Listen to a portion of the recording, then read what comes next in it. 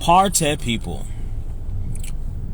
In the place to be, what's going on? It's me. Let's see if we can make sure we're all the way up. Shut up, phone. Party people, it's me. I came out of the Joker 2.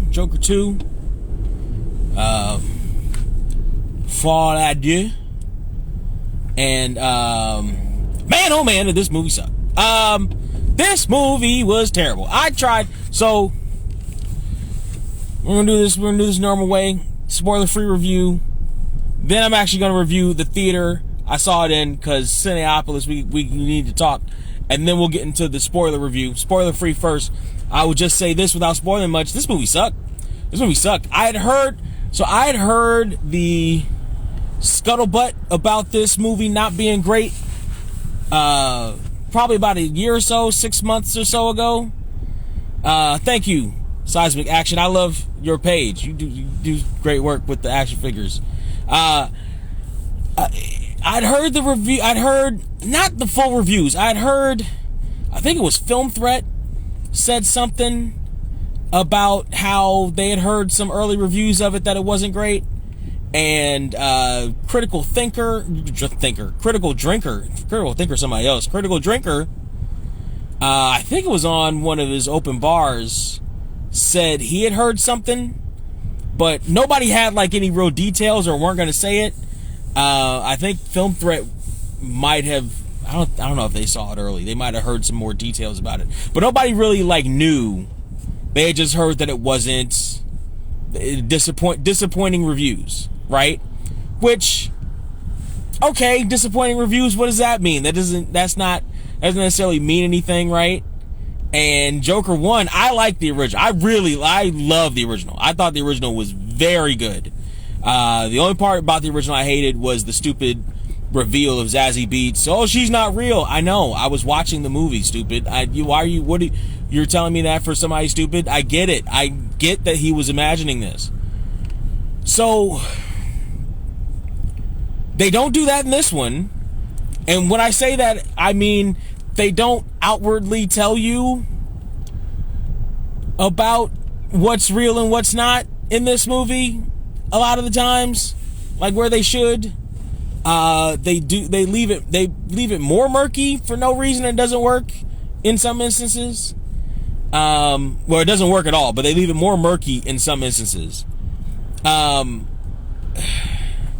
I hadn't heard too much about it, and I heard it was a musical, right? And I was like, oh, that's an interesting choice. But I personally love musicals. I'm still disappointed that I missed the Ain't Misbehavin' auditions at the local theater in Long Beach. Like, I saw that they did them right after they did them, and I was mad because I wanted to be an Ain't Misbehavin', and I still want to be an Ain't Misbehavin'. But anyway, I love musicals. And I'm like, okay, if they do this right, this is a bold strategery, Cotton. Let's see if this pays off. Oh, it didn't pay off. Oh, it didn't pay off. Oh, it didn't pay off. It didn't pay off. It didn't pay off. There are a lot of why did that happens that, like, basically the story doesn't start without a really stupid catalyst. It's a really dumb catalyst. How the plot actually starts. But without giving too much away, it's the movie of the trial of Arthur Fleck. For all he did in Joker 1. And really, it felt like a bad, trippy Law and Order episode that went on for way too long.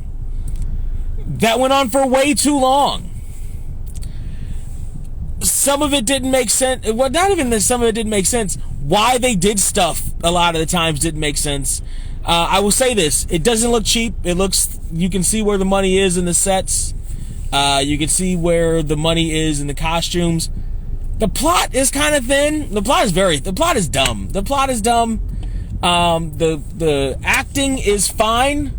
You know, Joaquin Phoenix, and this is a little bit more of a caricature in some instances, when he is the Joker versus in the original, it felt like something. It felt meatier. Also, talking about it felt like there was more there in terms of the plot. They're not saying anything. And the first one had something to say. The first one brought forth conversations, whether you agreed with it, didn't agree with it, agreed with the conversation, agreed with people thinking that way about the conversation, whatever. It started conversations about themes in the movie.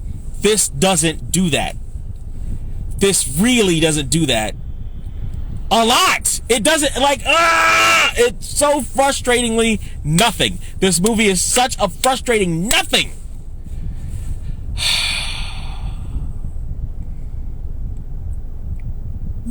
Lady Gaga's alright, I guess. She can sing. Lady Gaga can sing, which has always been, of all the things I have said about Lady Gaga, and I hate that Lady Gaga became successful the way she became successful. Matter of fact, that's the biggest thing I've said, the best thing I've said about Lady Gaga was I hate the fact that she had to be famous doing that stupid poker face stuff. Like, I hate the fact that she had to dress in the meat dress and sing poker for 12 minutes straight, and people bought it. I hated that. She can definitely sing. She is a talented singer. She can definitely sing. Go listen to her Tony Bennett projects. As an actress, she's fine. The problem, so I feel like Joaquin Phoenix caricaturized it a bit.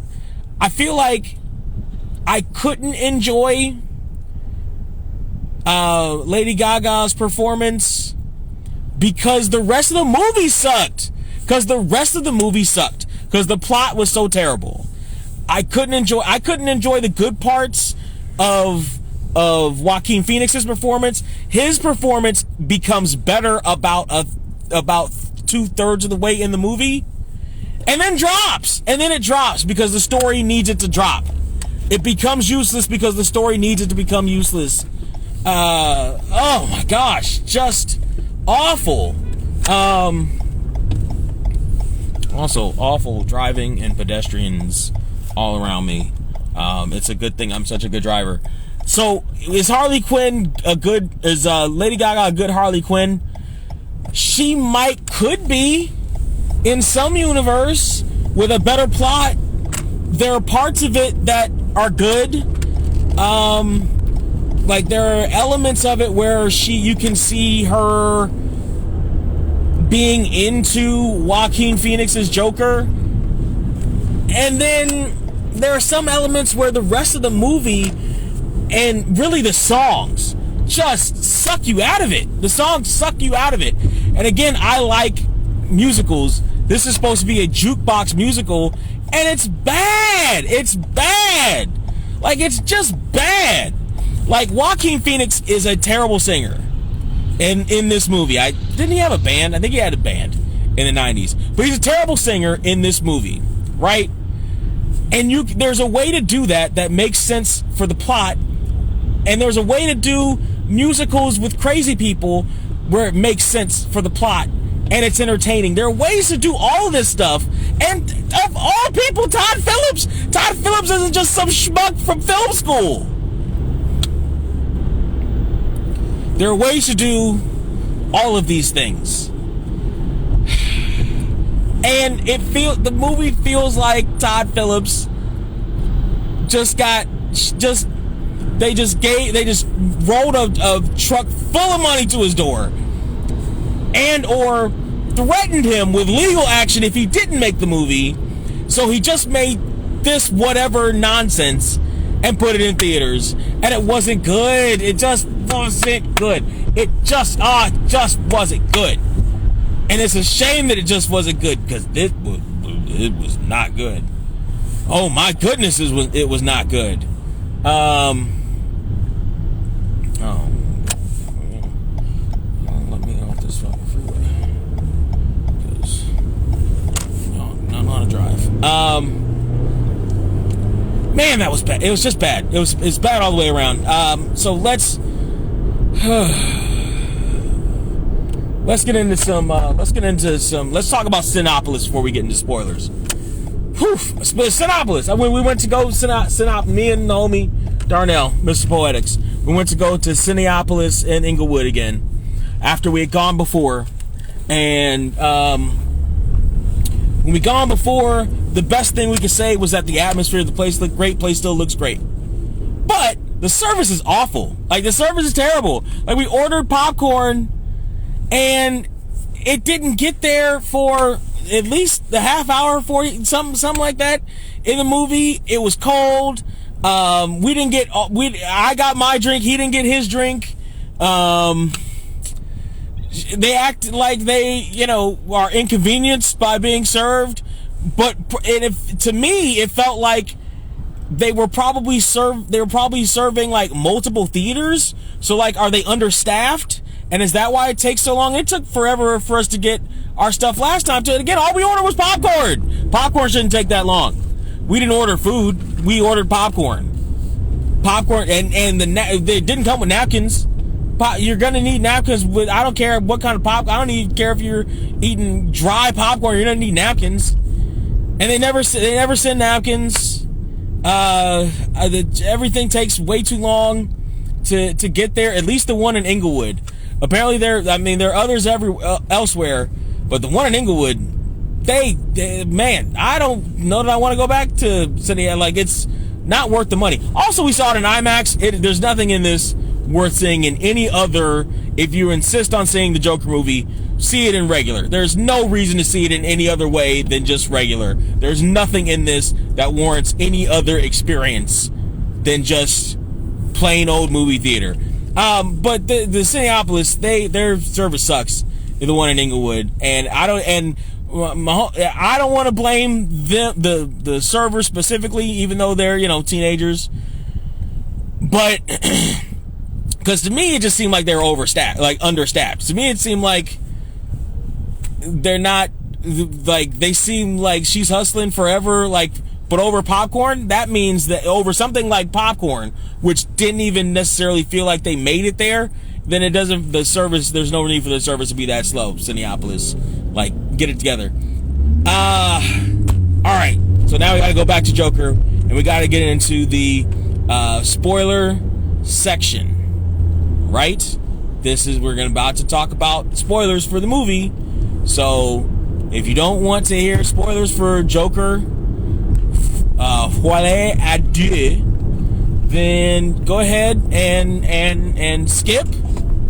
If you're live, you can't skip, but go ahead and if you're watching on the video when I post this to YouTube, go ahead and skip to the timestamp, and you have until I finish.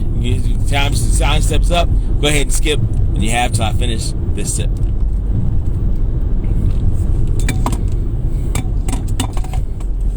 All right. So, movie starts. Joker's walking through the hall. He's getting ready for, I forget what he's getting ready for. Just time in Gen Pop, something like that. And these guards are, I think they're getting ready. I think he goes to Gen Pop before he's about to get ready. No, he's going to talk to a psychologist before his trial. To talk to another psychiatrist before his trial. And it's raining outside, and the cops don't put an umbrella around him, and the guards are, talking shit and fucking with him the whole time, and they're being dicks. They're just being dick guards to him. And he's going in, and he talks to the therapist. I will say this about the therapist he talks to. They put the god awfulest, god ugliest wig on this poor woman. What did they put the worst wig on her. That was terrible. That was awful. That was just this side of Tyler Perry. That was terrible. That was terrible, guys. That was terrible. That part was cheap. That part was cheap. This poor black woman had the worst lost dog on top of her head. It looked like a Pomeranian. Anyway, talks to the therapist, because his lawyer's gonna try to get him more sympathetic and try to make him look better to the jury so they can go for the insanity plea and all this other stuff. And he's living the life of somebody who's in lockup for being nuts. Then as he's going where he's meeting the doctor, that's where we get the scene that you see in the trailer. Damn, they got the girls on the phone. It's cold, isn't it? Anyway, they got where am I driving, kids? They got that's where he meets Harley Quinn. And Harley Quinn is or not sees her for the first time. It doesn't meet her. That's where we get the scene from the trailer where they see each other in the hall, and where you're like, why would they, how would they, what is they? So in that room, that's that section of the of Arkham ward, that's Ward C. Arthur's in Ward B. That Arthur's in Ward E, which I'm guessing is like the super max of the nut house. But Harley's in Ward B, where they do a singing class to try to express themselves. And one of the guards happens to take somewhat of a sick liking to Joker and gets him into that class because of Joker's Arthur Fleck's fame from what he did in Joker 1 with the killing of the talk show host, etc., and the rampage and all that. So with the notoriety, he gets him into the class really for him because he likes to sing, and he kind of wants to just be able to sing. And to me, I was like, can he do that at like a bar somewhere after work? Like this is where it seems stupid to me. It seemed like just sloppy reasoning to get Joker to where they need him to be to meet Harley. Like it felt super sloppy and nonsensical. Nonsensical except for the fact that they need a musical jump off point. In musicals, kids, where not everyone is singing, where you're really looking through the eyes of a particular character as they're trying to navigate mental illness or injury or coma or whatever. There's a reason why you get to sing, right? In House, it was because of ODing on drugs, right? It was either ODing or detoxing. I think it was, I forget. Or maybe he was in it, I forget. But, drugs, or in Scrubs, the girl had a tumor which apparently is stemmed from actually something real, where somebody had a tumor at a particular spot in their head that made them hear music all the time. So yeah, there's a reason why we get to sing. And that's the jumping off point. And that felt so forced. That felt more forced than Tumor Girl or Scrubs. That felt so forced. Like, what? She's in a choir class. She's in choir? And so that's why? Okay. So he gets him into the class or gets him into the choir, and immediately she talks to him outside the class, and Joker goes over and talks to her, and they exchange pleasantries, and she falls in love with him. She's apparently an arsonist. And they think about it, and at a certain point he's back up there again because there's a movie night, and some of the guys from his block are up there, I guess, and with the girls, or maybe it's not even his block, maybe it's just him, because the guard is something silly with the guard and getting him to the movie. Like, how that happens is almost an afterthought, and it shouldn't be. Like, some thought should be put into it. Anyway, in the movie, we're watching some old classic musical, which I should know, but I don't. Where they sing That's Entertainment, and it's probably That's Entertainment. And Harley Quinn gets up and goes to get a cigarette, and instead of lighting her cigarette, she lights the entire matchbook and starts to set the piano on fire. And then they launch an escape from the facility together while singing. And this is where going to Inglewood and watching this paid off, because black people in the hood didn't seem to get the memo that this was going to be a musical. And there were so many like, oh my God, say it again. Why are they singing again? What are they saying? What are they singing with the singing? Why are they singing? Stop singing. Stop singing.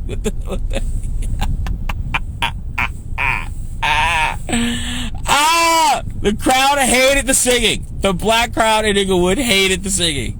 They hated it every time they opened their mouths to say they hated it. They hated it.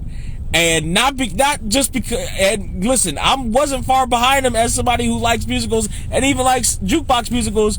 I'm like, this sucks. This sucked. It did suck. It was bad. It was very bad. But they're singing as they're trying to, as they're talking about breaking out. And again, Joaquin Phoenix is just a terrible, terrible singer. He is awful. And there's a way to make this almost work. The first time he sings, it almost works. He sings for Once in My Life, as they're talking about, as the trial's on TV in the common room in his ward. And he's asked by, he's going to do an interview. And I think they're either watching the interview or they're watching news coverage of him. And somebody asks him how he feels. I think it's the interview. Somebody asked him how he's going to do the trial or whatever, and he goes and he sings for Once in My Life, and he's singing it crazy and he's singing it badly. That could work. But again, I'm not even bought into most of the movie to begin with by that point. Like, at this point, I'm still trying to, like, all right, I'm still trying to give it, I'm like, where is this going to go? How are they tying this up? Why are we doing any of this? I'm still asking, why are we doing any of this? By the time we get to the second, we've done a bunch of plots. He's met Harley Quinn. He's had an interview with their version of Frost. You remember the Frost Nixon tapes, or Barbara, Walter Cronkite, right? Like we've done that already. We've seen the psychiatrist already. He's gotten semi-abused in jail already. The guards are already talking shit to him. He's already getting ready for the trial. They've already kissed. We've already done a bunch of stuff by the time we get to the song, and I still don't care. I don't care. I don't care. I don't care. I don't care. I don't care. I don't understand why we're here. I don't get any of it. None of it it's all useless. It's not even fugazi, you guys. It's not even cotton candy. It's not even just bubblegum. It's nothing. It's blank ass tofu. It's literal nothing. It's a fucking nothing rice cake. Like, there's nothing in this movie. It's a beige ass rice cake, nothing in it, and there's no reason for us to be there. There's no reason for him to sing, and I don't care. I don't like it, and it sounds bad.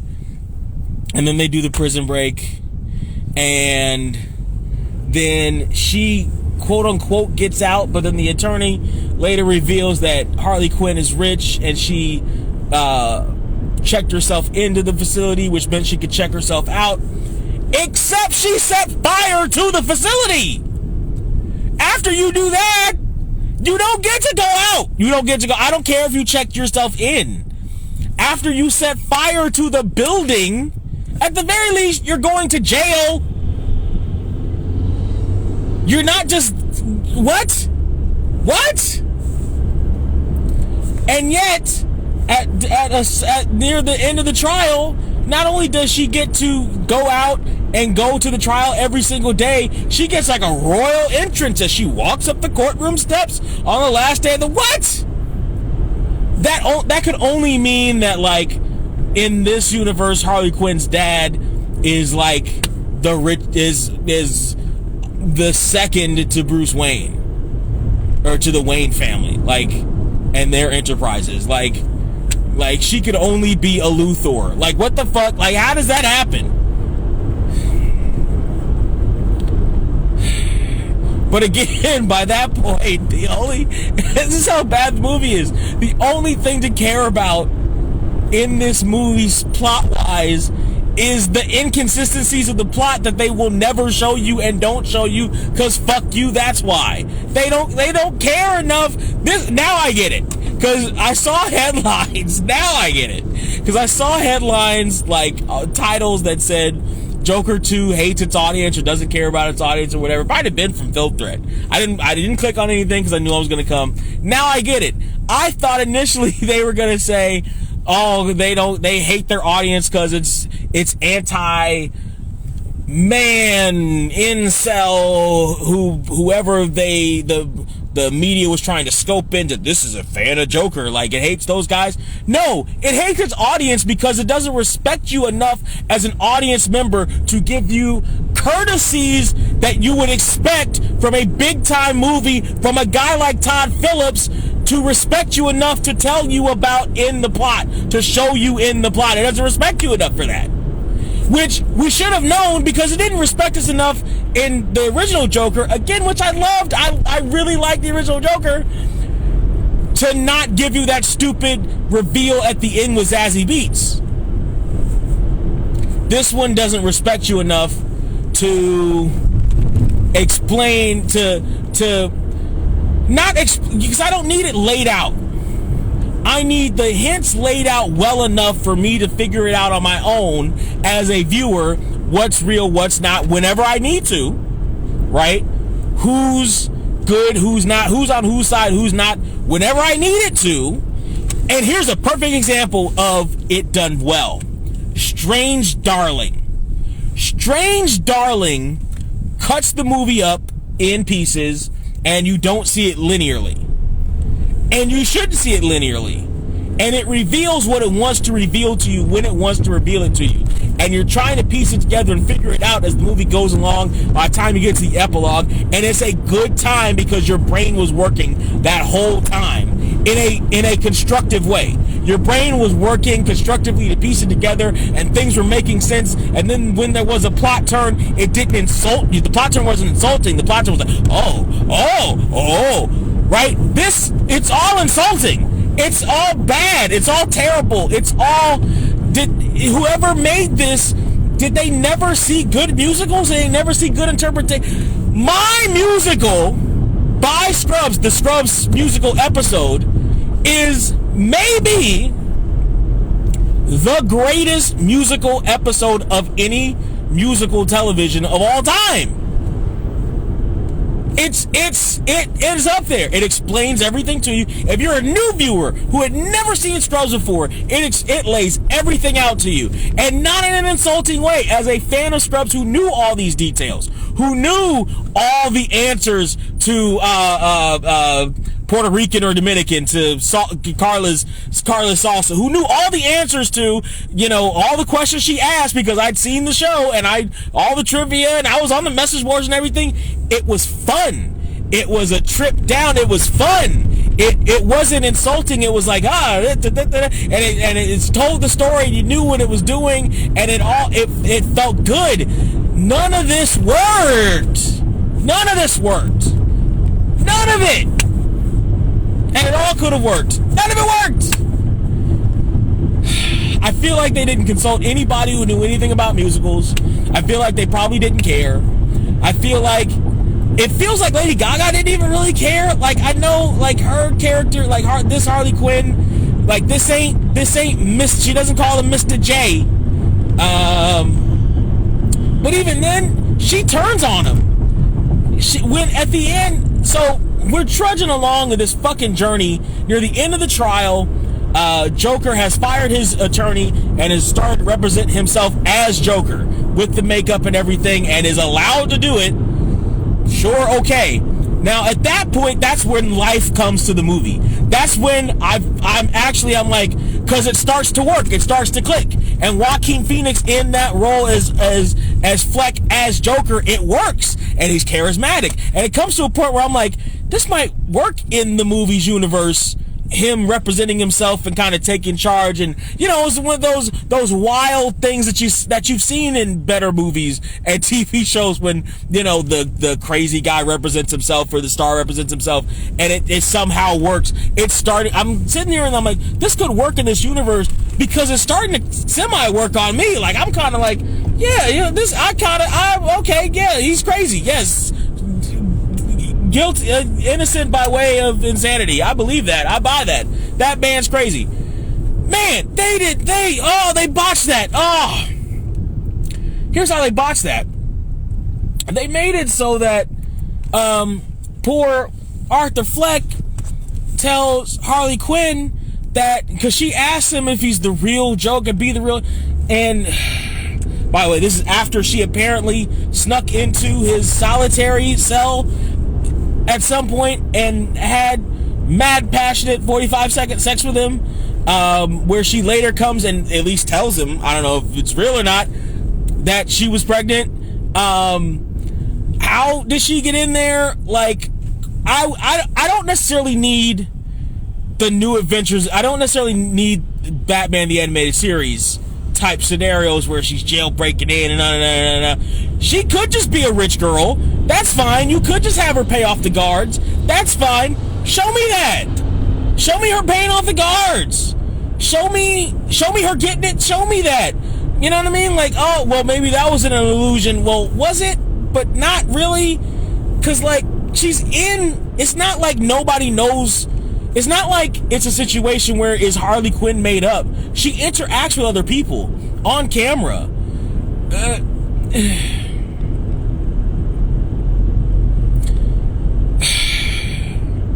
So the relationship being, and that can bother some people because Harley Quinn is up until like 5 minutes ago been super duper ride or die for the Joker. He would do anything for Mr. J, despite whatever he does. And this one just kind of, so we get some kind of life in this movie. It builds up and it all deflates because I'm just poor old Arthur. I'm not really Joker. I'm just a plain old so-and-so. And she doesn't like him and he feels like he can't keep up the facade or whatever. I was telling, and here's a free piece of advice. All I want is a credit. They could have still done that. They could have done the deflated, Arthur Fleck, the wimpy guy who got beat up, who, by the way, we had just seen, as they revealed this, we had just seen literally a movie and a half of him overcoming that and ascending to where he was. For him to just be like, I'm really droopy dog. After a movie and a half! That's you know what this is? That's like going through a movie and a half of Rocky training and montages and training and montages and training and montages. And in the fight scene with fucking Clubber Lang, he stops and turns to Adrian and says, he's right, I'm not a man. I can't really do this. Motherfucker, you're in the ring! What? We just spent all this time to build to this, to that? For what? For what? And it doesn't make sense. He gets broken out because as he's about to give his final statement after he told Harley Quinn that he ain't shit, somebody blows up, car bombs the side of the building he happens to be in, and he breaks out. And some Joker fans try to help him escape, and they hit traffic, and he gets out and he runs. And that's where he runs into, we're gonna wrap this up, and that's where he runs into Harley Quinn, and up on the stairs, the famous stairs again, and she's like, this whole thing was just a fantasy, and you didn't want to keep playing the fantasy, so we're done now. And she walks away and crushes him, and the cops come find him, because of course they do, because although how do they exactly know that he would be at the stairs? Although he was running all through town, people I'm sure saw him. So he got tipped off on the whereabouts, like, cause she didn't want to go, she didn't want to leave, and he was like, we can finally go, and she was like, it's all a fantasy. I don't want to be with Art. Basically said, I don't want to be with Art. I want to be with Joker. The fuck is this? What is this? What is this? What is this? What is this? What is this? Why would you do that? Why would you do that? What?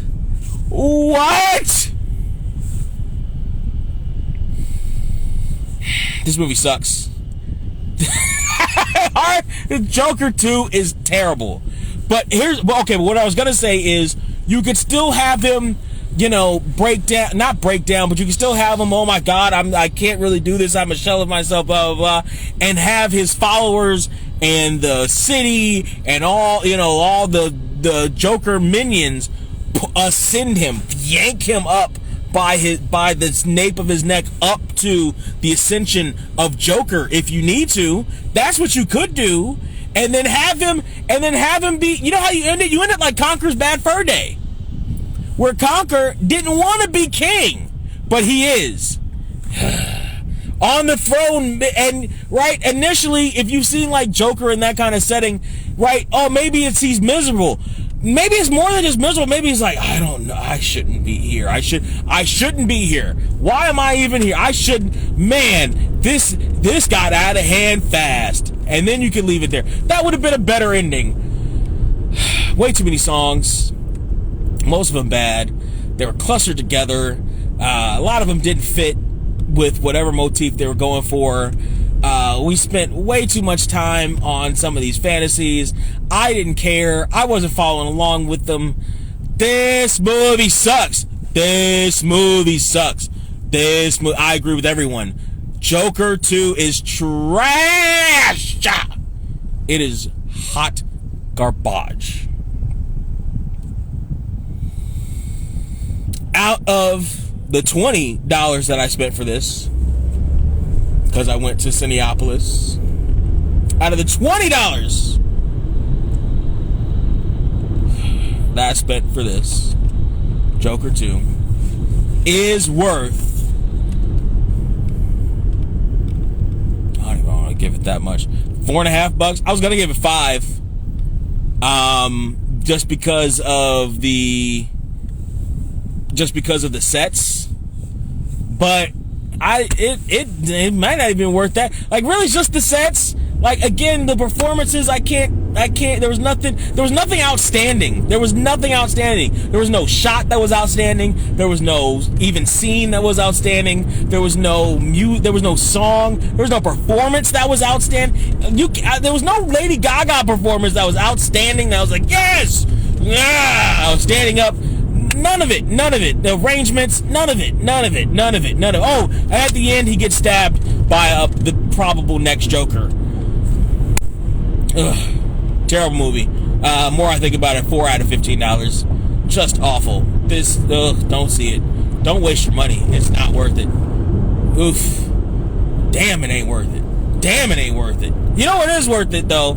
Following me on everything, Surreal469, SURREAL, the number's 469. I have a new podcast that I'm going to go home and work on right now. It's called The Potacito.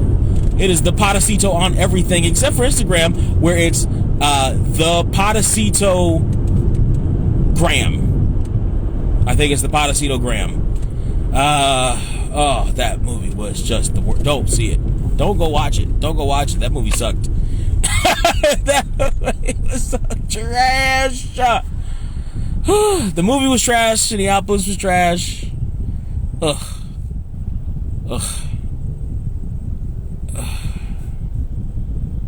Don't watch it. Don't watch it. Go watch Strange Darling. Go find Strange Darling. Watch Strange Darling if you can find it. Strange Darling is worth your money. Joker 2 is not.